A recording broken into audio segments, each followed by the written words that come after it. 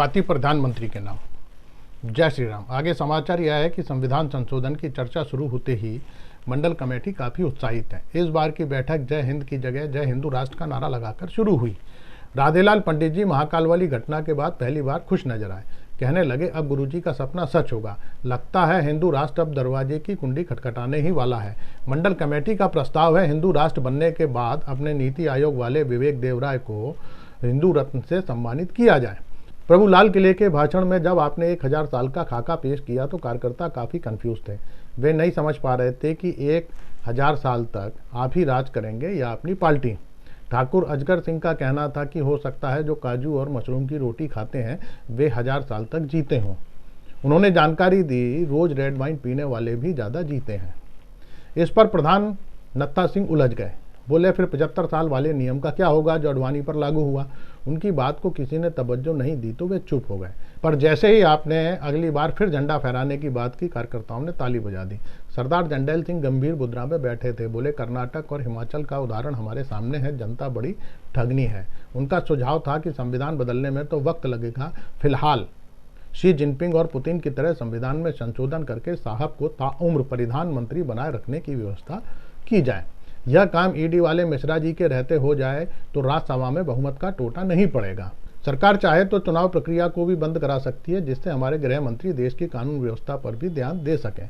प्रभु, ये कल्लू कसाई ने जब से सुना है आईपीसी में नए संशोधन में मोब लिंचिंग की सजा कम कर दी गई है तो उसने तय किया है आगे से वह मारपीट अकेले नहीं करेगा। प्रभु, आपने उस दिन परिवारवाद की बात छेड़ दी तो मंडल कमेटी में बड़ी तनातनी रही। प्रधान नत्था सिंह सरदार जंडैल सिंह और भन्नो सेठ को देखकर चिढ़ रहे थे, जिनके परिजन सेठ हो गए, और वे दोनों प्रधान को देखकर हंसते रहे जो अपने बेटे को बजरंग दल का अध्यक्ष तक नहीं बनवा पाए। ऊपर से जंडैल सिंह अपने जीजा को ऑल पार्टी में ले आए हैं। लोग कहते हैं अगले मंडल अध्यक्ष वे ही होंगे। जंडैल सिंह का तर्क है जीजा और समधी परिवार का हिस्सा नहीं होते, वरना प्रमोद महाजन और गोपीनाथ मुंडे एक ही पार्टी में नहीं होते। न ही नरेंद्र सिंह तोमर अपने समधी ध्रुव नारायण सिंह को टिकट दिला पाते। खैर, आपको महंगाई पर कंट्रोल की बात भी नहीं करनी थी। इधर आपने ये बात कही, उधर भाषण सुनकर हल्कू जाटव फच से हंस दिया। उसका इंतजाम तो हमने कर दिया है, उसके घर पर बुलडोजर चलवाएंगे। इसके लिए तो संविधान संशोधन की भी जरूरत नहीं है। प्रभु, उस दिन घसीटा मल की चाय की दुकान पर रामस्वरूप नेताजी मिल गए। बोले, तुम्हारे साहब तो सपने के सौदागर हैं। हर साल नया सपना। किसानों की आय दोगुनी करने की तो बात करना ही अब बंद कर दी है। इस बार टमाटर उत्पादक किसानों की आय तो कई गुना बढ़ी है। उनका ही जिक्र कर देते लाल किले से। सच तो यह है कि जो अन्नदाता पूरे देश का पेट भरता था अब अपना पेट मुफ्त के अनाज और सम्मान निधि से भर रहा है। प्रभु, ये सीएजी और सुप्रीम कोर्ट वाले तो पीछे ही पड़ गए हैं। एक तरफ सुप्रीम कोर्ट बिल्किस बानो प्रकरण में राज्य सरकार पर सवाल खड़े कर रहा है, दूसरी तरफ भ्रष्टाचार पर सीएजी हमारी पोल खोल रहा है।